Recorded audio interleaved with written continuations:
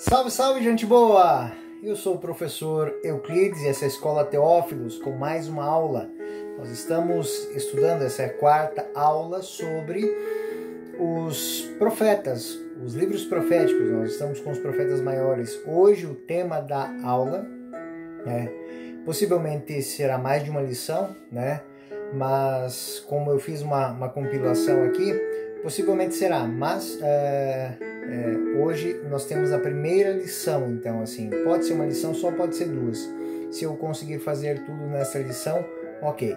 Quero lembrar que eu sou muito grato por aqueles que patrocinam e incentivam o nosso canal, de maneira especial a Márcia Aparecida Miguel Zeponi, que tem uma sala de orientação teológica, existencial, onde se tratam de temas de relações pessoais, relações teológicas, filosóficas, educacionais. Também a aluna Ana Lúcia Escapim, elas têm, junto com outras pessoas, muitas outras pessoas que estão patrocinando o nosso canal, mas que não querem ter seus nomes citados aqui, sou muito grato. Então, investindo nesta forma de evangelizar pelo vídeo, essas aulas vão continuar com o auxílio dessas pessoas. Muito obrigado a estes colaboradores. Muito obrigado mesmo. Bom, a aula é sobre o profeta Ezequiel. Vamos lá. Vida e obra do profeta. O profeta Ezequiel significa Deus da força. Ele era sacerdote, isso a gente vai encontrar lá no texto de Ezequiel 1, versículo 3. Casado, durante o seu período profético, ele perdeu a sua esposa, um pouco antes da queda de Jerusalém. Isso está narrado em Ezequiel 24, 16, 18. É muito interessante como essa relação com a esposa é usada na sua profecia,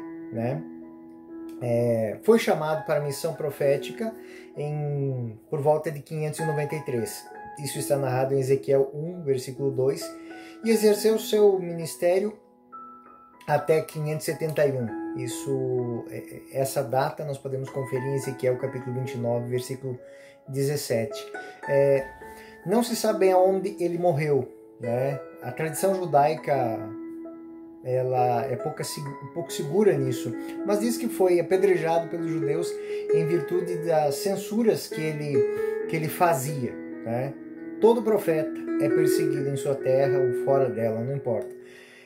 Ezequiel acompanhou o povo de Judá na fase mais crítica da história, ou seja, quando Jerusalém caiu sob Nabucodonosor no ano de 587 a.C.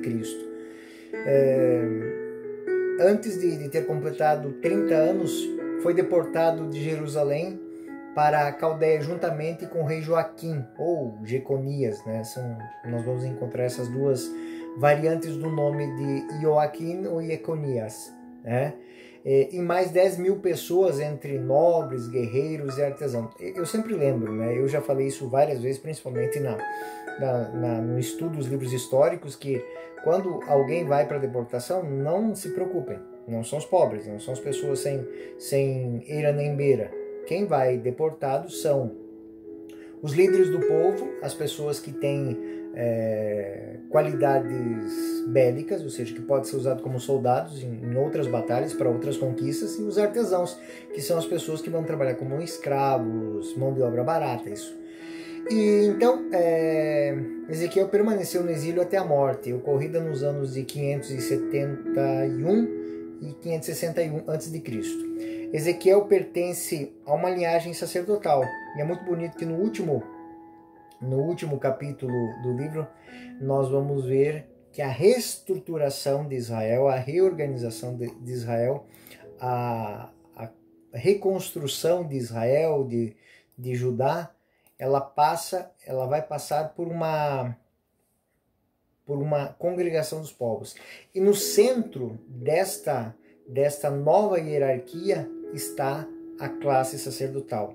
Aqueles que não fugiram, aqueles que não traíram, aqueles que não foram levitas infiéis, que não foram sacerdotes infiéis.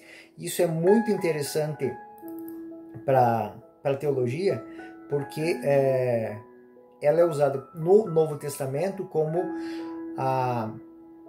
uma profecia messiânica, ou seja, um reino de sacerdotes, um reino santo. Então, essa profecia se adequa ao cristianismo, onde cada batizado é sacerdote, rei e profeta. Então, é muito bonita essa relação que ele tem. Então, ele pertence a essa linhagem sacerdotal.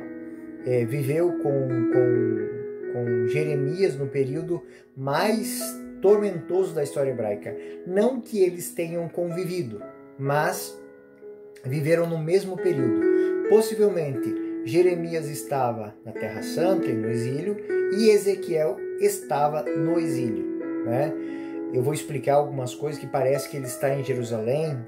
Existem até uma controvérsia de um duplo ministério profético em Jerusalém e no exílio, né?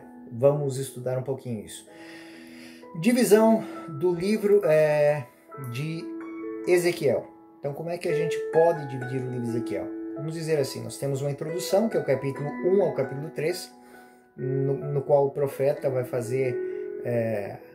vai relatar como recebeu a missão de ser profeta. Então, Ezequiel, capítulo 1 a 3. Nós temos essa apresentação do profeta. Depois nós temos 4 partes distintas. Nós temos a primeira parte, que é do capítulo 4 ao capítulo 24, que é um bloco com censuras aos judeus antes da queda de Jerusalém.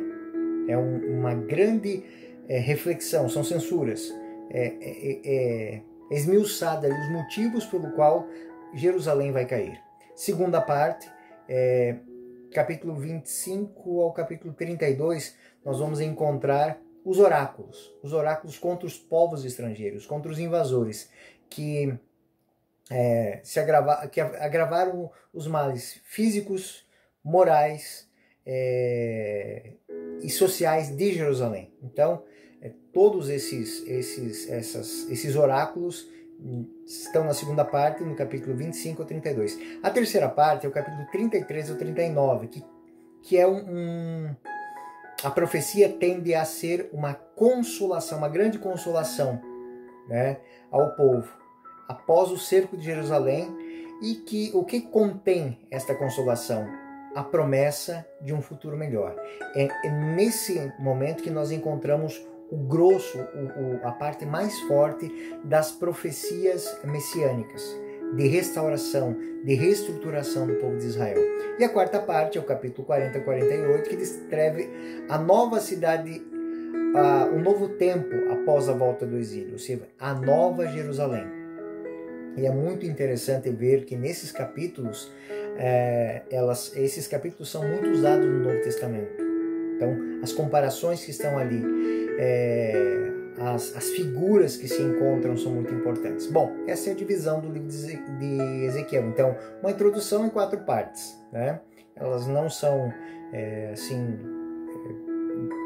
elas não têm uma métrica, mais ou menos capítulos, não. Mas essa é a divisão teológica do livro. Quem lê o texto de Ezequiel, eu já vou avisar agora, tem a impressão de que toda a atividade do profeta se desenvolveu no exílio, de onde foi chamado pelo Senhor quando estava à margem do rio Cobar, na terra dos caldeus, que seria dos babilônios, né? Isso nós vamos ver lá em Ezequiel capítulo 1, versículo de 1 a 3, onde se diz mais ou menos isso. No 30º ano, no dia 5 do mês, se encontrava eu entre os exilados, junto ao rio Cobar, quando os céus se abriram e contemplei visões divinas. No dia 5 do mês, era o 5º ano do exílio de Joaquim. Então, quem lê isso, só lê isso, vai imaginar que toda a sua missão profética se desenvolveu no exílio, né? Porém, contudo, todavia, nas últimas décadas, os estudos de teologia bíblica discutem essa tese, né? Alguns críticos notam que os oráculos da primeira parte são dirigidos aos habitantes de Jerusalém. Parece que o profeta parece estar fisicamente presente entre eles. Então, se discute se isso de fato é fato, está no texto, ou é uma maneira literária, é um artifício literário. Bom, o fato é que, em consequência disso, autores admitem que são duas fases do ministério profético de Ezequiel. A primeira terá ocorrido na Terra Santa entre 593 e 587, e a segunda terá se desenvolvido na Babilônia, em 587 a 571. Cada uma dessas fases foi provocada, foi motivada por uma vocação divina, uma convocação. E é muito bonito, né? A primeira, então, seria a visão do rolo, em Ezequiel 2, versículo 1 a 3. E depois o versículo 9 também tem essa citação, que essa teria desencadeado a missão em Judá, né?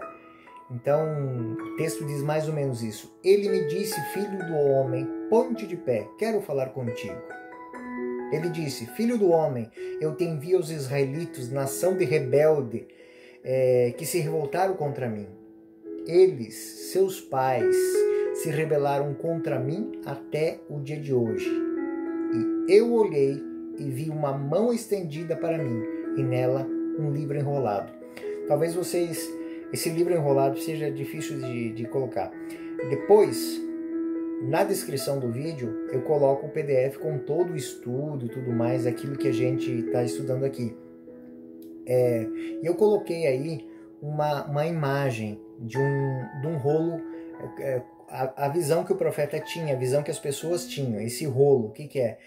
Como eram pergaminhos, eles eram enrolados, então tinham duas hastes, uma de cada lado, ia-se lendo o texto rodando isso, então ele rodava e a página ia passando, né?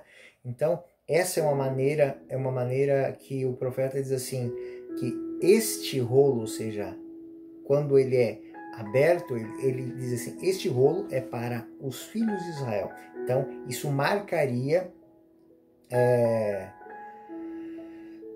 a sua missão nas terras de Judá. Depois nós temos a outra visão, que seria a outra vocação, que é muito bonita, muito teofânica, né? Que é a visão do carro divino, que vai estar... Tem duas versões, que uma está em Ezequiel capítulo 1, versículo 4 a 28, e a outra está em Ezequiel capítulo 3, versículo 10 a 15.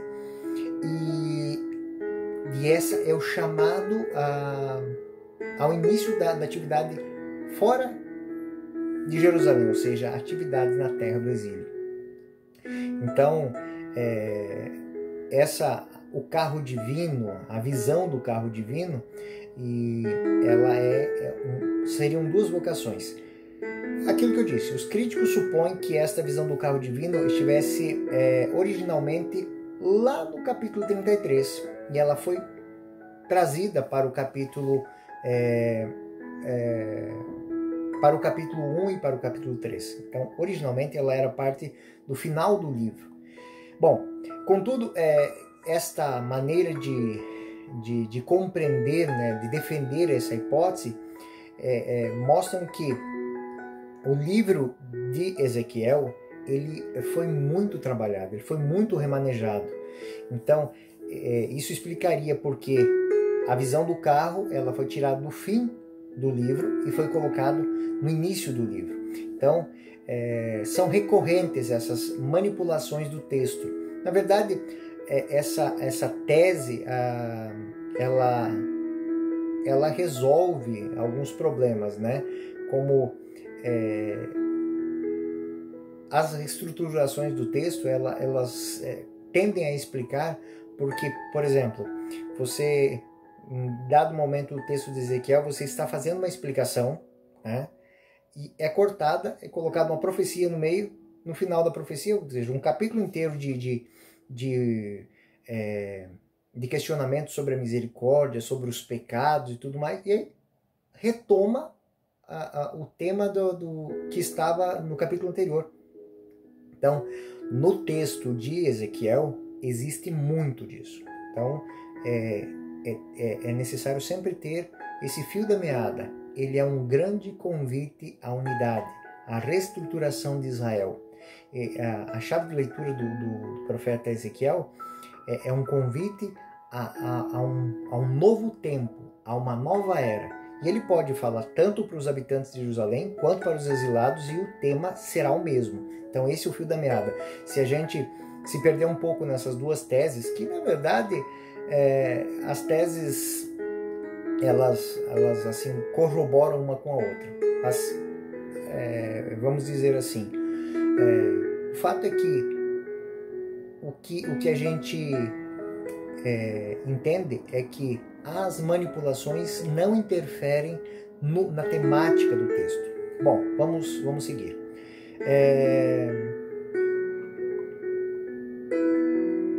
A tese ajuda a resolver certos problemas, mas suscita outros, pois, como se vê, exige sérias reestruturações do texto, aquilo que eu falei, né? Que provavelmente elas aconteceram mesmo. Além disso, observa-se que se Ezequiel exerceu algum ministério na Palestina, ele deveria morar fora da Cidade Santa, pois é em inúmeros lugares no texto que a gente vai encontrar o seguinte: olhei, eu vou citar agora Ezequiel 8, 2 a 3. Olhei e vi uma figura com aspecto de homem. Do que parecia ser da cintura para baixo era de fogo, da cintura para cima era como se houvesse uma claridade de ouro brilhante. Ele me estendeu algo em forma de mão e me agarrou pelos cabelos. Então o Espírito me arrebatou pelos ares e me levou em visões divinas a Jerusalém. Opa, se ele está em Jerusalém, por que é levado a Jerusalém? Ele está em Jerusalém. Então ele está fora de Jerusalém e ele é trazido para Jerusalém.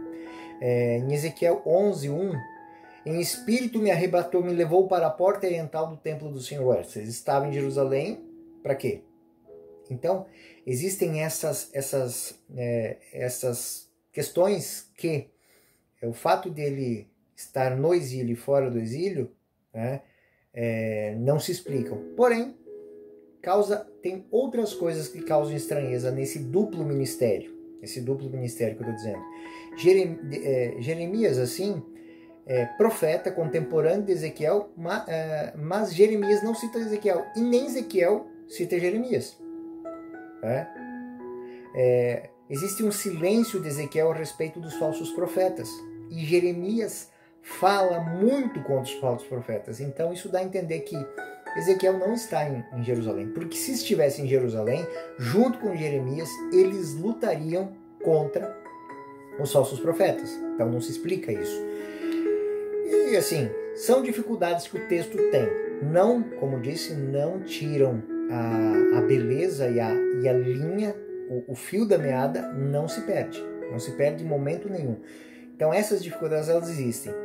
Mas podemos dizer que a tese do duplo ministério que foi tratado, que foi discutido nas últimas décadas aí, já foi quase abandonada. Eu simplesmente citei isso para vocês para saber que a gente pode ler alguns livros que vêm essa tese. Então eu gostaria de explicar. Essa tese ela quase foi abandonada exatamente por causa disso.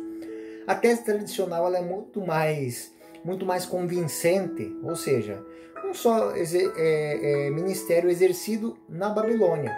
E todas as vezes que tem citações, nós vamos ver que existe uma frasezinha que resolve o problema. Por exemplo, sempre Ezequiel 11:24. Em visão, então o Espírito me arrebatou e me conduziu à Caldeia, até os exilados. Em visão no Espírito de Deus. Ele usa esse subterfúgio, ele usa essa ferramenta para dizer que é como se de fora ele visse. Então não descartamos a visão aqui, mas eu estou dizendo que essa é uma ferramenta para dizer assim, que é um momento em que o profeta está analisando o que aconteceu. É uma visão. Deus está mostrando o que foi que aconteceu no exílio, como se ele estivesse inserido no momento em que aquelas coisas aconteceram. Algumas censuras são dirigidas a Ezequiel ao povo de Jerusalém, podiam servir de lição aos exilados. Então, algumas vezes que ele faz críticas, como se ele estivesse junto com o povo de Jerusalém, serve como uma lição, ou seja, veem o que eles fizeram, nós não podemos fazer iguais, né? Nós não podemos fazer isso. É uma explicação que Ezequiel 18:2, os pais comeram uvas verdes e os dentes dos filhos ficaram embotados. Ou seja, é uma maneira para dizer assim, o que nós estamos sofrendo é culpa do que os nossos pais fizeram. Então, é muito rica. Então, a tese, grande tese, é uma tese de unidade. É um profeta que fala do exílio aos exilados. A sua profecia tende a quê? A fazer com que as pessoas queiram voltar para a terra, mas para fazer novo, para fazer uma nova caminhada, ter uma nova estrutura. O estilo de Ezequiel, ele é muito rico, muito interessante, porque apresenta uma pregação profética na primeira pessoa, ou seja, eu, né? O eu, ele vai narrar as coisas estando na cena, né? Só 2 vezes no texto, em Ezequiel 1:3 e Ezequiel 24:24, nós vamos perceber a palavra do Senhor foi dirigida a Ezequiel. Ezequiel servirá para a voz de sinal, né? Fareis exatamente como ele fez. Quando acontecer isso, sabeis que eu sou o Senhor Deus. Então, essas 2 vezes, senão toda a narração profética, ela tende a mostrar que o profeta está inserido na cena. Jeremias tem páginas de extrema sensibilidade, né? Ou seja, o profeta Jeremias, se nós compararmos com Ezequiel, ele é um profeta de uma grande sensibilidade, às vezes chega a ser até meio que patético, né? Desculpa, né? Assim, ele é muito sensível. Jeremias não. Se você ler o texto, é um texto áspero, um texto duro. Por quê? Porque ele está fazendo uma crítica a uma situação que já aconteceu. Ele está fazendo menção a uma situação que já transcorreu no tempo. E o que lhe interessa a ele é que as pessoas aprendam com o passado.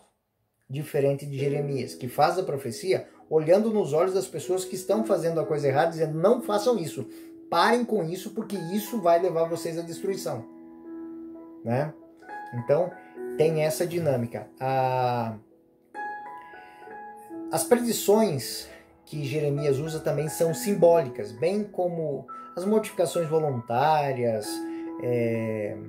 Ele usa muito um gestual e um simbolismo. Todas as suas ações, ele faz uma ação, mas ela representa uma outra coisa. Então, o estilo são ações simbólicas, então originais, mudas, né? Elas por si só elas dizem, né? Ele faz a coisa e a coisa representa algo. Por exemplo, ele perde a mulher morre, é a coisa mais valiosa que ele tem, e ele não chora, ele chora, ele tira o turbante, ele se descabela tudo para dizer o quê? Vocês vão fazer a mesma coisa. Vocês vão sofrer da mesma maneira, mas não percam a esperança. Então o projeto que ele tem no final do livro também é algo muito interessante. É um projeto da divisão da Terra Prometida. Ele desenha o templo, ele desenha a estruturação, ele faz uma readequação, ou seja, ele reapresenta como será a divisão da Nova Jerusalém. Novos céus e nova terra, à vista de Jeremias. Então, para o Novo Testamento, essa maneira de pensar, que é no estilo que eu já vou falar para vocês, no estilo apocalíptico,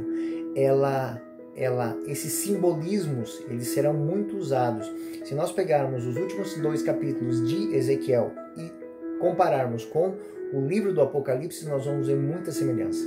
Então, a simbologia de Ezequiel, ela é usada por São João para fazer a simbologia apocalíptica do livro das Revelações, do livro do Apocalipse. Então, como disse, existem indícios de que houveram várias compilações de texto. Por exemplo, repetições. Nós temos em Ezequiel 3, 17 e 21 a mesma coisa que tem em Ezequiel 33, 7 e 9. Quanto a ti, filho do homem, eu te coloquei como sentinela para a casa de Israel. Num versículo, numa citação tem a mesma coisa que a outra. Ezequiel 18, 25, 29, Ezequiel 33, 17 e 20 também dizem a mesma coisa. Vos direis, a conduta do Senhor não é correta. Ouvi, casa de Israel, é minha conduta que não é correta ou a vossa que não é correta? Isso vai se repetir nos dois textos. No capítulo 7, 1, 4 e no capítulo 7, 5, 9, chega a ser até engraçado, porque ele faz uma citação e depois repete. É como se ele estivesse reafirmando através de uma repetição. Então, existem também, dentro da estética de Ezequiel, inserções. Por exemplo, a visão do carro divino é interrompida no livro de Ezequiel 1, 4, 3 e versículo 15, é interrompida pelo livro de Ezequiel 2, 1, 3, 9. O relato de Ezequiel 10, 1 a 22 só continua em Ezequiel 2, 11. É cortado pela descrição dos pecados de Jerusalém. Isso eu já tinha citado para vocês. Ou seja, ele está fazendo um relato coloca os pecados de Jerusalém, um capítulo inteiro. E aí, no versículo 22 do capítulo 11, ele retoma. Então, fica até engraçado. Por exemplo, Ezequiel 10, 22 assim. Quanto ao aspecto dos rostos, tinham o mesmo rosto visto junto ao rio Cobar. Cada um seguia direto para a frente. Aí termina o capítulo. Ezequiel 11, 22. A gente imaginaria que continuaria a citação. Não. Para aqueles, porém, cujo coração segue os ídolos detestáveis e abominações, darei a paga que merecem. Está falando sobre os pecados de Jerusalém. Daí no versículo 22, esse é o capítulo 21 que eu citei, 11, 21. O 11, 22, os querubins levantaram as suas asas, levando as rodas contigo, enquanto a glória de Deus de Israel estava bem por cima deles. Então, são inserções que são feitas no texto. Então, isso é uma característica de Ezequiel. Outra característica é assim, as datas fornecidas, elas, dentro dessas inserções, elas não batem. Ezequiel 26, 1, no 11º ano, no primeiro dia do mês. Ezequiel 29, 1, no 10º ano, no dia 12 do 10º mês. Ezequiel 30, 20, no 11º ano, no dia 7, os meses, os dias, eles não batem. Então, a sequência está, mas as datas, horas vão, ora avançam, ora retroagem dentro do texto. Todavia, a gente pode dizer assim, existem essas inserções, existem essas compilações, existem essas repetições, porém, nós podemos dizer que existe uma organização, uma estrutura que se firma para o texto quando a gente pensa que Ezequiel, ele tem palavras que estão espalhadas em todo o texto. Por exemplo, filho do homem, sabeis que eu sou o Senhor, foi-me dirigida a palavra do Senhor, fez-se a mão do Senhor sobre mim. Então são pequenas frases, pequenas palavras, pequenas chaves que vão se encontrar em todo o texto e elas sempre vão tratar Ezequiel no singular, o Filho do Homem.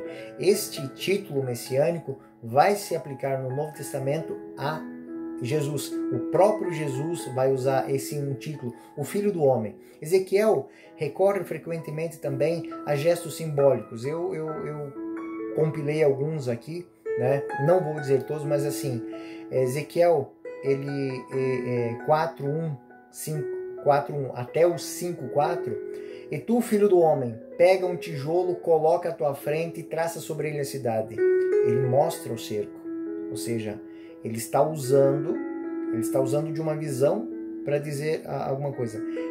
O gesto simbólico aqui está o quê? É a preparação. No capítulo 12, 1 a 7, ele mostra a bagagem do exilado. Colocarás a bagagem fora da casa. Esse colocar a bagagem fora de casa, enquanto ninguém está se preparando para vigiar, e dizer o quê? Nós vamos ser deportados, nós vamos ser exilados. Então, essas imagens, elas dizem muito mais do que uma simples frase. Uma muito importante para nós, Ezequiel servirá para vós como um sinal. Ele vai falar da morte da esposa, né? Traleis turbante na cabeça, calçados nos pés, sem vos lamentarem nem chorar. Definhareis por causa de vossas culpas, gemendo um para o outro. Então, a mesma maneira que o profeta vive a sua dor, o povo vai viver. Em Ezequiel 34, 1 a 31, nós temos a comparação com o bom pastor, né? Que é usada em Mateus 24, 31, né? O filho do homem, ele enviará anjos com grande trombeta ao seu toque, os eleitos serão reunidos dos quatro cantos da terra, ou seja, o bom pastor que reúne o seu rebanho. E ainda em Lucas, capítulo 15, nas parábolas da misericórdia, novamente, quem de vós tem 100 ovelhas não perde uma e não deixa as 99 no deserto e irá atrás daquela que se perdeu. Essa citação está em Ezequiel. Em Ezequiel 37, 15, quanto a ti, filho do homem, toma um pedaço de madeira e escreve nele: pertence a Judá e aos israelitas, que lhes são associados. Toma outro pedaço de madeira e escreve em cima: pertence a José, Lém de Efraim. Toda a casa de Israel a ele se associará. Depois junta um ao outro para que formem um único pedaço. Então, através dessa imagem, desta cena, o que ele quer? A reunificação de Judá num único Messias davídico. Também existem muitas visões. A visão da glória de Deus, várias vezes, que é o capítulo 1, a glória de Deus que sai do templo, o retorno da glória de Deus. Então as visões são muito importantes para o profeta Ezequiel.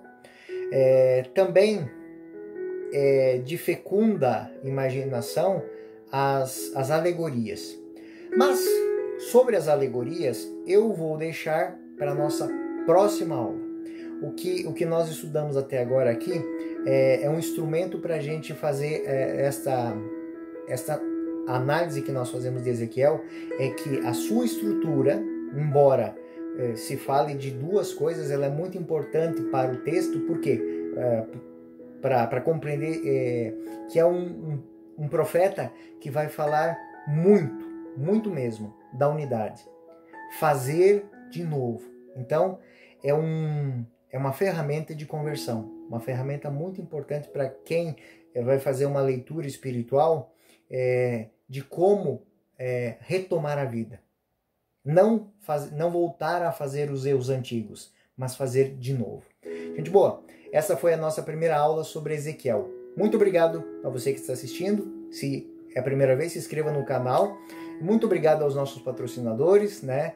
Que eles se patrocinam e nos incentivam aqui no canal. Eu sou o professor Euclides e essa Escola TO foi a primeira aula sobre o profeta Ezequiel. Até a próxima. Fiquem com Deus. Deus os guarde.